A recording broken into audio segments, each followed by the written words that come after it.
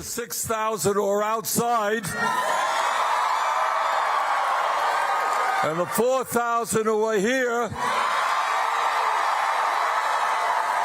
I think we got 10% of the community at this rally right now. Thank you.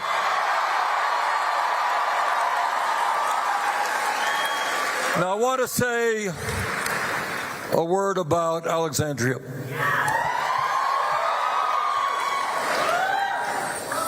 When Alexandria was a kid, you correct me if I'm wrong, she cleaned houses with her mom in order to make enough money for the family to survive. And then after she graduated college, she was a barista, working paycheck to paycheck. But what she did, as she looked around her and in her community in Bronx, New York, is she saw that change had to come. And so what she did is decided to run for Congress, and people said, "What, are you kidding?" The guy who represents the district was one of the most powerful members of Congress. He had access to unlimited kinds of money. How much money did you have when we started? You started? None. None. All right. But she did what real politics is about. Real politics is not sitting at million-dollar fundraisers. It's working with people in your community.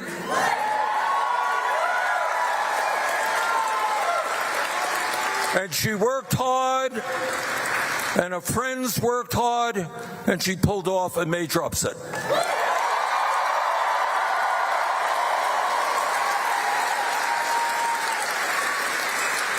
And since then, she has been a great member of Congress, but not only that, she has been an inspiration to millions of young people all across this country.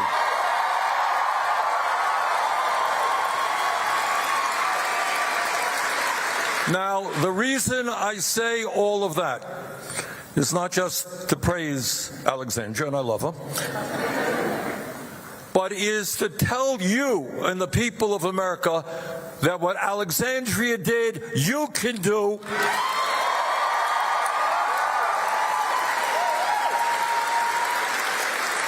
There are millions of young people out there who love this country, who are disgusted with what they are seeing, who are prepared to get involved in the political process. So, Alexandria, thank you for being that inspiration.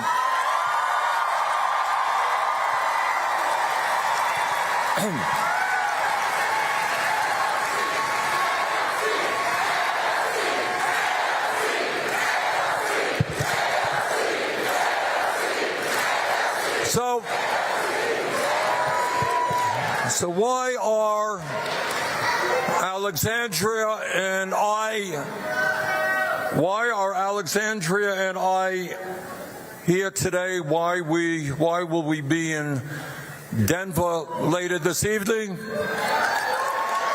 Why were we in Tempe last night? Well, there was an unbelievable number of people coming out. Las Vegas earlier than that. And we'll be in Tucson tomorrow. Why are we doing that? And we're doing that because this country faces a set of enormous crises. And how we respond to this moment will impact not only our lives, but the lives of our kids, future generations, and in terms of climate change, will impact the future of this planet.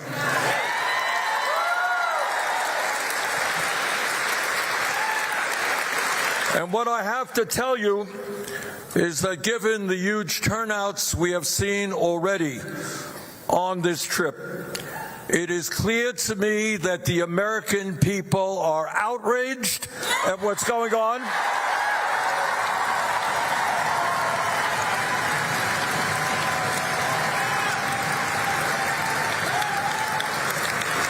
And the American people are saying loud and clear, we will not accept an oligarchic form of society.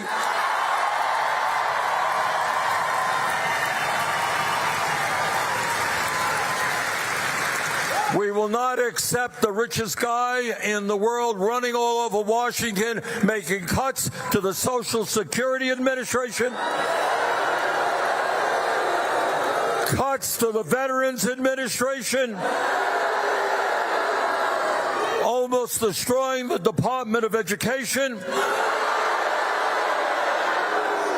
all so that they could give over $1 trillion in tax breaks to the wealthiest 1%. But it's not just oligarchy we've got to deal with. Under Trump, this country is moving very rapidly to an authoritarian form of society. Today, we have a president who is undermining our Constitution every single day, who is threatening freedom of speech and freedom of assembly. You know, I look back at the civics class that I took in the 6th grade a few years ago. And you probably took the same class. We studied American history. We studied the Constitution. And it's important to remember what we learned back then, and that is that the founding fathers of this country, way back in the 1790s, you know, they had fought a war against the all-powerful King of England and the British Empire. And they're thinking, how do we create a new country in which one person will never, ever have the kind of power that the King of England has? So with a lot of debate, and these were really smart guys, a lot of debate, they said, you know what we are going to do is create a government and a constitution which has a separation of powers. And that means we're going to have a executive branch and a president, a lot of power. We're going to have a Congress, a lot of power. We're going to have a judicial branch, a lot of power. And that is what they put together. And that is precisely what Donald Trump today is trying to undermine. First Amendment to the Constitution is the all-important freedom of speech. And in a way that is unprecedented, Trump is trying to intimidate the media and anyone who speaks out against them.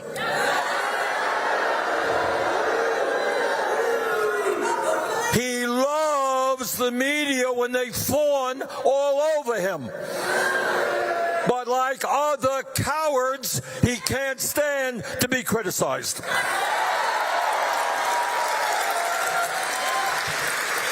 Trump has sued ABC, CBS, Meta, and he sued the Des Moines Register because he didn't like a poll that they did. His FCC is now threatening to investigate PBS and NPR. He has called CNN and MSNBC illegal. In other words, the so-called leader of the free world is afraid of freedom.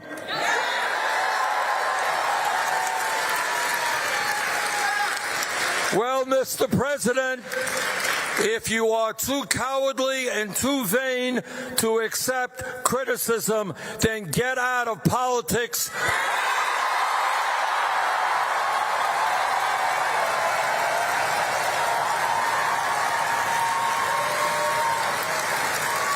Because that is precisely what democracy is about. That's what the beauty of democracy is about. It's your ideas and my ideas, and we argue about them, and we vote on them. It's not do as I want, or I'm going to investigate you. But it is not just the media that he is going after. He's going after the constitutional responsibilities of Congress. Congress, under the Constitution, has the power of the purse. And every day, he is challenging that, slashing funding without authority that only Congress can do. Trying to wipe out agencies that Congress has created and only Congress can eliminate. But it's not only the media and Congress that he is going after. The third branch of government is the judiciary, and what they are supposed to do, what the federal courts do, is rule on whether laws are constitutional in their judgment or not. What the president does, constitutional or not. And there have, let me tell you, been many decisions coming down from this Supreme Court that I abhor. Their Citizens United decision, one of the worst decisions ever rendered. Their decision to overturn Roe v. Wade, a horrible decision. But those of us who live by the rule of law understand they have their powers, we have our powers. But now, for the first time, what Trump is doing is saying to a judge who issues a ruling, we don't like that ruling, we're going to get you impeached.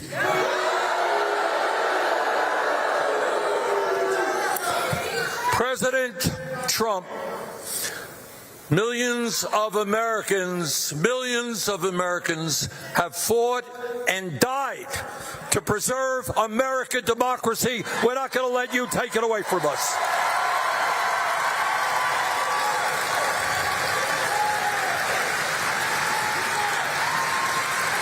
And we thank all of those veterans who put their lives on the line to defend democracy.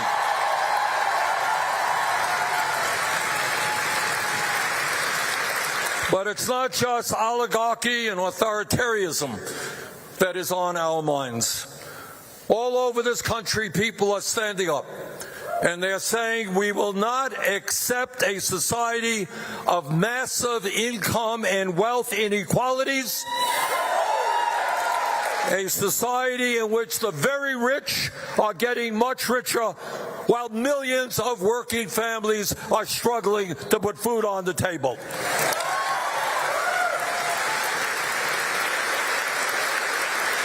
And what people are saying is that in the richest country in the history of the world, we are going to fight for and create an economy and a government that works for all of us, not just the 1%.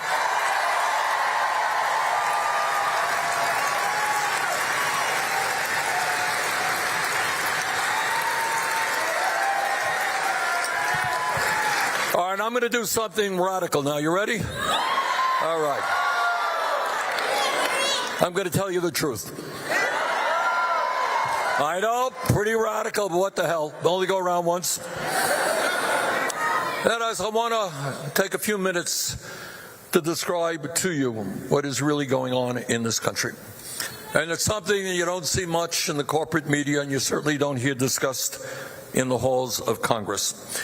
And that is, in America today, we have two separate Americas. On one hand, we have an America in which the wealthiest people have never, ever in the history of our country had it so good. Today, we have more income and wealth inequality than we have ever had. Today, we have three multi-billionaires, Mr. Musk, Mr. Bezos, Mr. Zuckerberg. These three combined own more wealth than the bottom half of American society, 170 million Americans. Now, we don't talk about it much for obvious reasons. But the idea that so few have so much and so many have so little is not what this country is supposed to be about.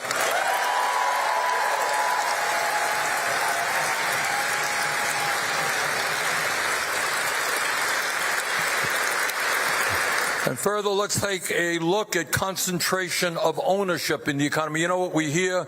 Kids read in school books. We are a society. People go out and they start their own small businesses. Free enterprise is great. Everybody competes against each other. That ain't the case. Today, you have more concentration of ownership in America than we have ever had in the history of this country, in sector after sector. Whether it is agriculture, transportation, media, financial services, what you have is a small number of extraordinarily large corporations who charge us outrageous prices for the products that we have to buy. Now, let me mention just one example of concentration of ownership. Today, nobody talks about it. Today, you got 3 Wall Street firms, BlackRock, Vanguard, and State Street. You ever hear of these companies? Combined, these 3 investment firms are the majority stockholders in 95% of American corporations. And these guys, I want to tell you something because I bump into them in my line of work. They are not nice guys. I know on TV they come across, and in your community they make a donation to the hospital, or the Boys and Girls Clubs, or to the food shelf. They're just very nice, but they're not. You know, in America today, as I think all of you know, sadly and tragically, and we've got to deal with it, we have major epidemics dealing with addiction. I think we lost 100,000 Americans last year because of drug overdoses, serious problem in my state. We have people addicted to alcohol, serious problems with alcoholism. We have people who are addicted to tobacco. My father smoked 2 packs of cigarettes a day and he died before he was 60. People addicted to food. But I will tell you this, in the midst of all of these addictions, the worst and most dangerous addiction we have is the greed of the oligarchs.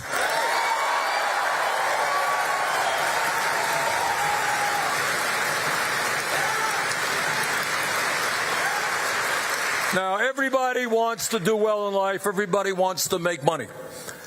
But you would think that if you had a few $1 billion or $10 or $20 billion, you would not feel obliged to step on the backs of poor people to become even richer.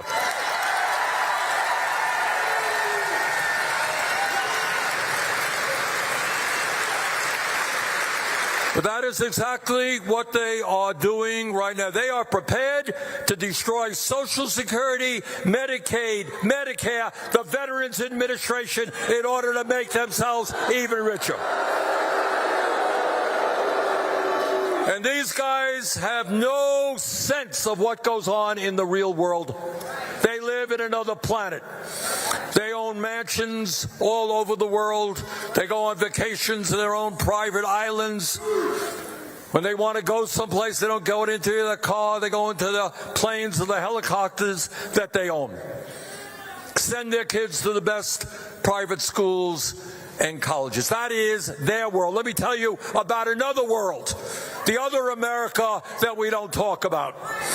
And that is today in the richest country in the history of the world, 60% of our people are living paycheck to paycheck. You all know what paycheck to paycheck is? Some of you live in paycheck to paycheck. I grew up in a family, lived paycheck to paycheck. Know a little bit about that. And what that means is people today are wondering How are they going to pay their rent if their landlord raises the rent by 20%? How are they going to pay $20,000 a year for child care when they're only making $50,000 a year? People want to buy decent, good quality food for their kids. Walk into a grocery store, can't afford that food because the prices of food are sky high. People get sick. Their kids get sick. They're uninsured or underinsured, and they're saying, how in God's name am I going to be able to take my kid to the doctor's office? At the end of the month, people have thousands of dollars in credit card debt, paying 20, 30% interest rates. How the hell do I pay those rates? And what happens if my car breaks down? Something as simple as that happens every day. And I go to the car shop and the guy says $1,000. Get it fixed. I don't have the $1,000. What do I do?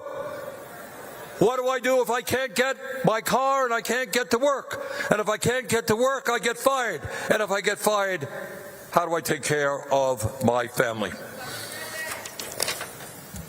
You know why the American people are angry? And they are angry all over this country.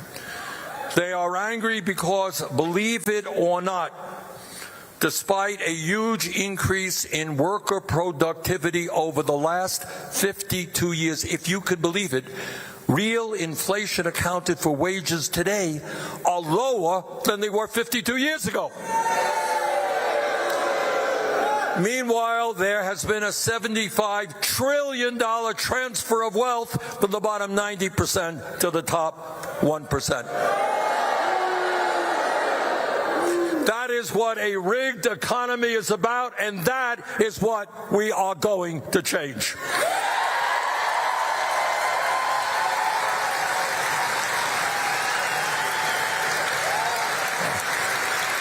So let's also take a look at other aspects of American society. Anybody here think our healthcare system is working well?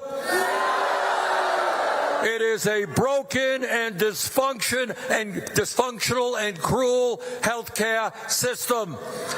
We are spending twice as much per capita on healthcare. We're spending $14,000 for every man, woman, and child.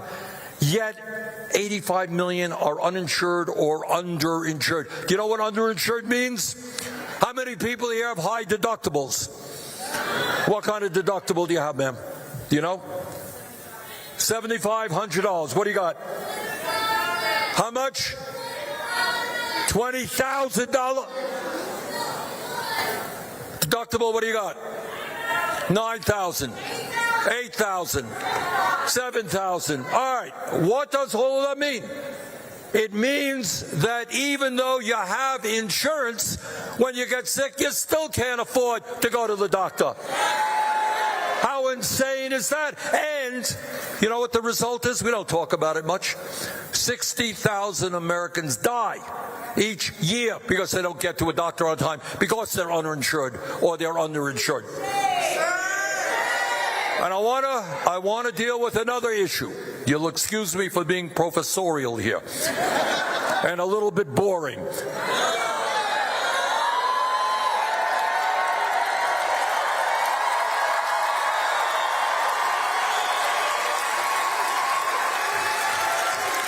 But it's important that we know this. And here's again a fact never or very rarely talked about. All right, here's the fact. Despite spending so much on health care, our life expectancy, how long we live, is about 4 years younger, 4 years shorter than other major countries. That's bad. That is bad. But I want to tell you what is even worse, and I want you all to think about it and help me out here. If you are working class in America, you will live on average about 7 or 8 years shorter lives than if you are wealthy. In other words, being working class in America is a death sentence. All right, question. Why is that? Why is that? Raise your hand. Tell me why. Yes, ma'am. Why? Stress? All right, stress. Let me deal with that. All right. The woman here said stress. And she's absolutely right. What kind of stress are working class people living under today? Who wants to help me out on that? Hold on, blah. 1.5. I can't get you all. Yes, I see a hand there, ma'am. Survival. Okay. Stress means you're trying to survive every week. Okay, more. Ma'am? I own a small business and I can't get corporations to pay their fucking bills. I own a small business and I can't get corporations to pay their bills. Yes, ma'am.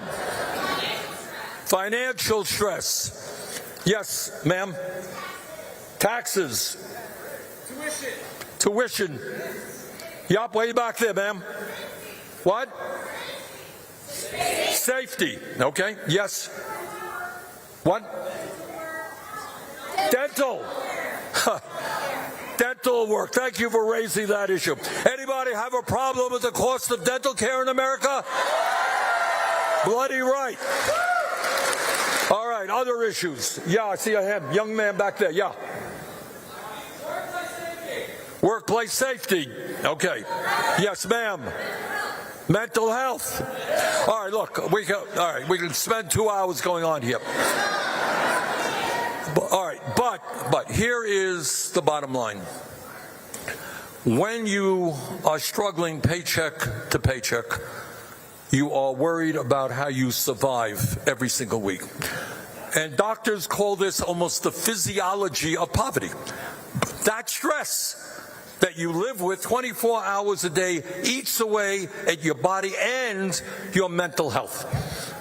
And that is the major reason why working class people are dying 7 years earlier than the rich. It is a shame, but it's more than a shame. It is unacceptable.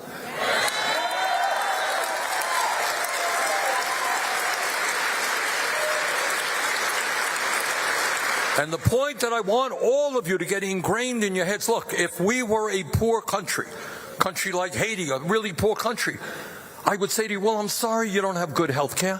Sorry you don't have good dental care. Sorry you can't send your kids to college. We're a poor country. We can't afford it. Brothers and sisters, we are the richest country in the history of the world. There is no excuse for working class people dying 7 years earlier than the rich.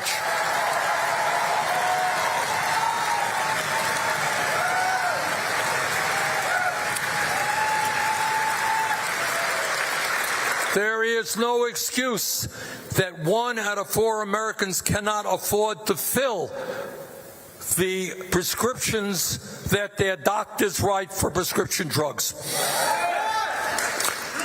There is no excuse that in the richest country on earth, 800,000 Americans are homeless, and 20 million people, including people in this room, paying 40, 50% of your incomes for housing.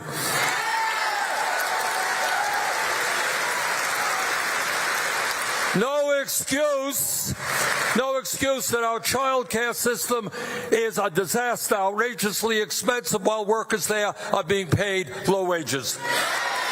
No excuse that our public schools are struggling, trying to get teachers. No teacher in America should make less than $60,000 a year.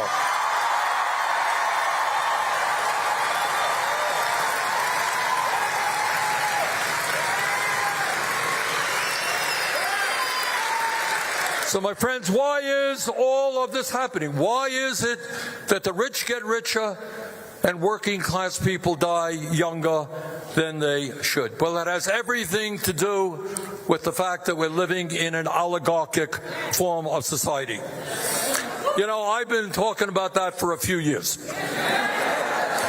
But I think the rest of the world is catching on to what I was talking about.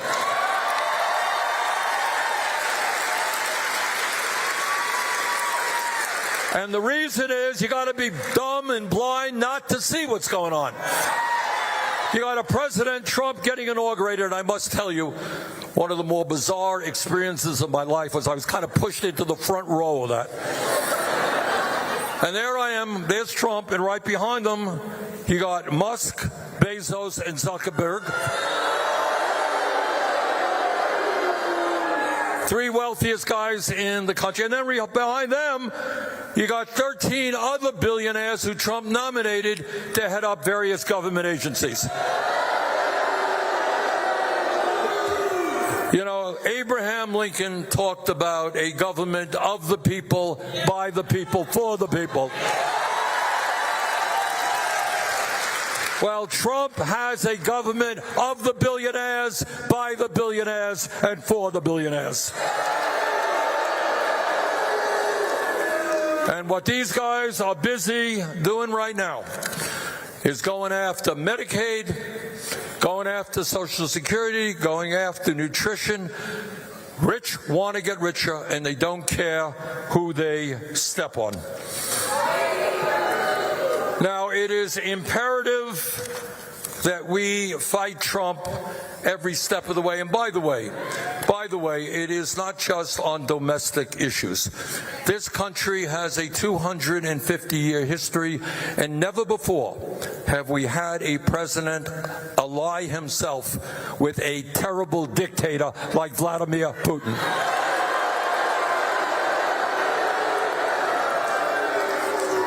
And on top of that, Trump wants to continue the disastrous policies of the Biden administration and provide more funding for the Netanyahu government to destroy the people of Gaza.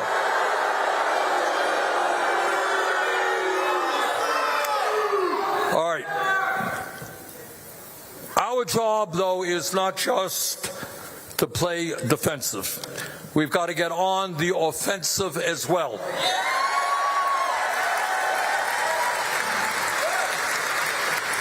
And that means having a vision of where we, as the wealthiest nation on earth, the longest standing democracy on the planet, where do we want to go? What kind of nation do we want to become? And for a start, the profound issue that must be dealt with is we must end this corrupt campaign finance system.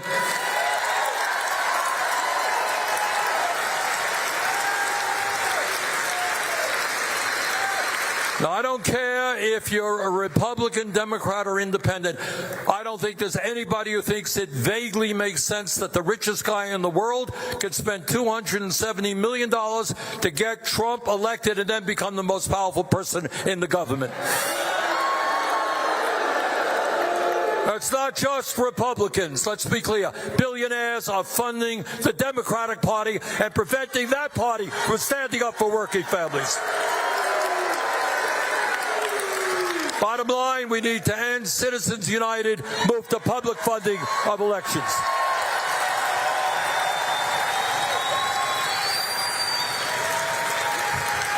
Trump wants to give massive tax breaks to billionaires. Our view, it's time that the billionaires started paying their fair share of taxes.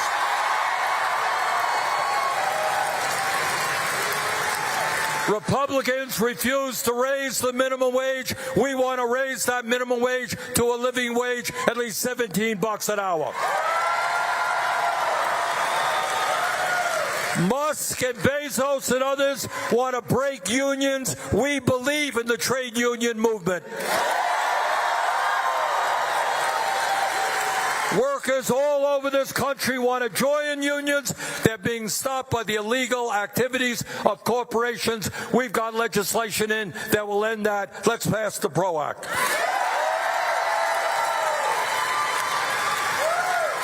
Trump and his friends want to cut Social Security. We're going to expand Social Security by lifting the cap.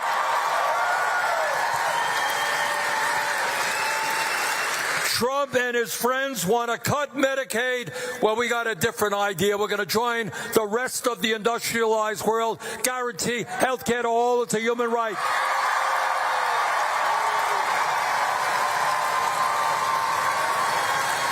We're going to fight and pass Medicare for all, single payer. In a competitive global economy, we need the best educated workforce in the world.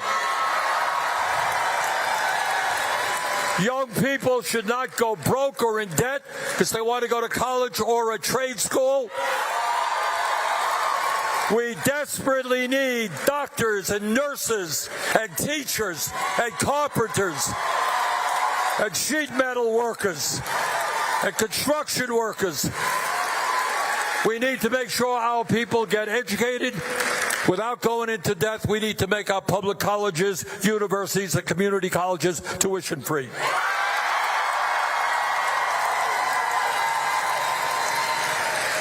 We need to save the planet.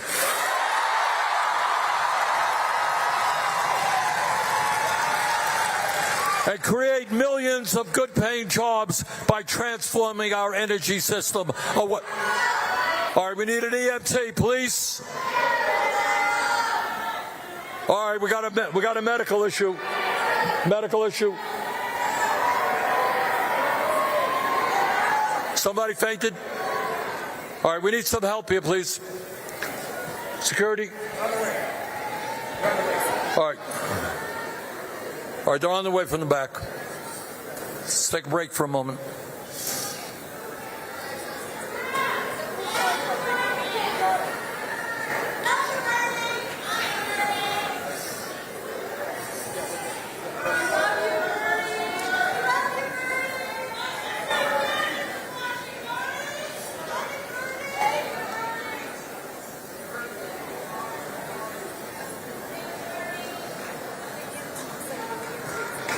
What? Yeah.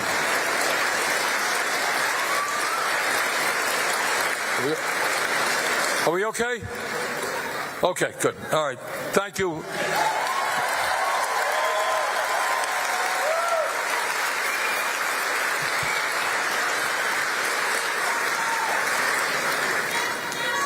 You know, Trump and his friends talk about freedom. Well, in a free society, we must absolutely guarantee that it is the women of America who control their own bodies, not the government.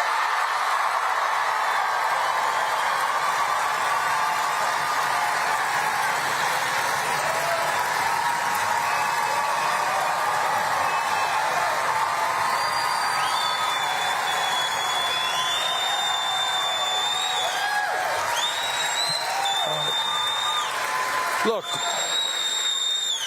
let me end on this note. And the note is that this is a very difficult time in the history of our country. It's not the first difficult time that we've had. Remember, we've gone through a civil war. We've gone through slavery. We've gone through workers trying to form unions and getting beaten up and killed. We've gone through a depression. We've gone through 1941 being attacked and not knowing how to respond. We've gone through a lot of things. But this is what I believe, the essence of, I think, what we are about. And that is, if we stand together, if we care about each other, if you care about my family and I care about your family,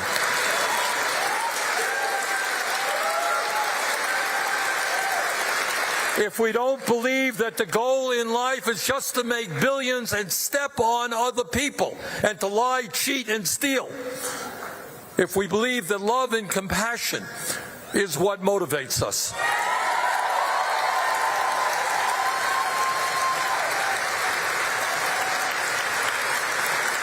now, if there are some Republicans here, Republicans watching and on the live stream, Republicans did not vote for Donald Trump in order to give tax breaks to billionaires and cut Social Security. Believe me, they didn't. And the reason that Trump has been successful and why demagogues around the world are successful, you know what they do? They play one group off against another. They're telling you who you're going to hate. And our job is to do exactly the opposite.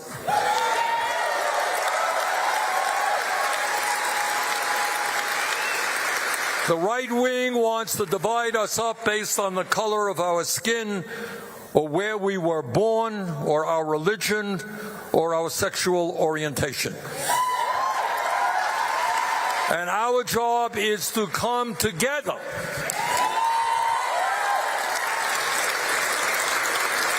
Now, I don't have a PhD in mathematics, but I do know this. that 99% is a hell of a lot larger number than 1%.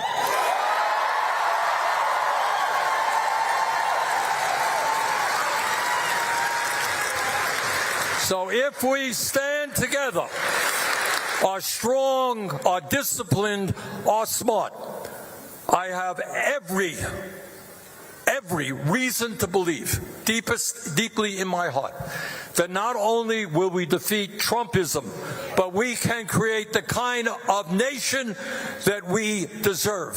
Thank you very much.